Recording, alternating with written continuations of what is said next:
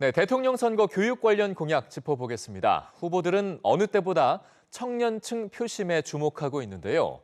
청년에게만 지원하는 청년주택부터 일자리 공약, 소득이나 자산 지원 공약까지 여러 청년 공약이 등장했습니다. 하지만 정책 수요자인 청년 개개인은 체감하기는 어렵다는 지적이 나오고 있습니다. 박광주 기자입니다. 대선 후보들은 청년 주거 문제를 해결하기 위해 한 목소리로 주택 공급을 약속합니다.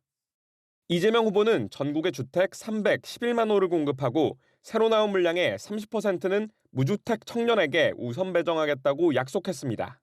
윤석열 후보는 청년 원가주택 30만 호와 역세권 첫집 주택 20만 호 공급을 내놨습니다. 심상정 후보는 이전하는 공공기관 부지를 활용해 25만 가구의 공공주택을 공급하겠다고 밝혔습니다. 하지만 청년들은 체감하기가 어렵습니다.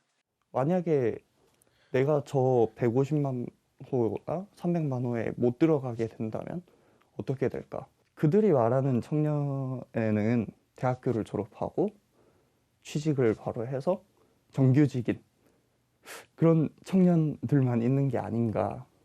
전문가들은 정책의 실효성을 확보하려면 주택 공급량 자체에 주목하기보다 청년들이 어떤 지역, 어떤 공간에 살고자 하는지 세밀하게 파악할 필요가 있다고 지적합니다. 또 반지하, 옥탑방, 고시원, 이른바 지옥보라고 불리는 열악한 주거 환경을 개선하기 위해 민간 임대차 시장도 들여다봐야 한다고 강조합니다.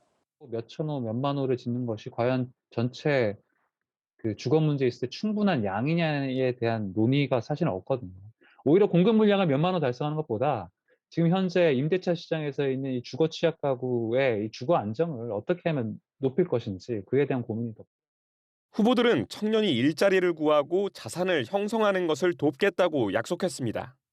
이재명 후보는 청년들에게 연간 기본소득 100만 원을 지급하고 저금리의 기본대출, 고금리의 기본저축을 지원하겠다고 밝혔습니다.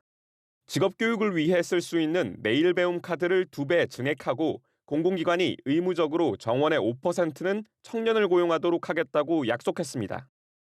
윤석열 후보는 청년 도약계좌를 통해 청년들이 목돈을 마련할 수 있게 돕고 장학재단의 취업 후 대출 상환 제도를 취업 준비생까지 확대하겠다고 밝혔습니다. 또 공정채용법을 만들어 채용 비리를 막고 시험의 공정성을 강화하겠다고 약속했습니다. 심상정 후보는 만 20세가 된 모든 청년에게 매년 300만 원씩 총 3천만 원의 기초자산을 지원할 계획입니다. 청년이 진 빚을 국가가 갚는 정책에 더해 국가가 일자리를 보장하는 국가 일자리 보장제를 도입하겠다고 밝혔습니다. 언제까지 지속 가능하냐라는 이제 그러한 측면을 고려한다라고 볼 때는 그렇게 효과가 크지 않을 수도 있다라는 이제 우려도 있습니다. 좀 더 구조적인 차원에서의 문제 해결도 같이 유념을 해서. 정책 전문가들은 청년 공약을 위한 재원 확보 방안이 구체적이지 않은 점을 지적했습니다. 나아가 공약의 정책 목표를 확실히 정해야 청년의 삶을 개선할 수 있다고 강조했습니다.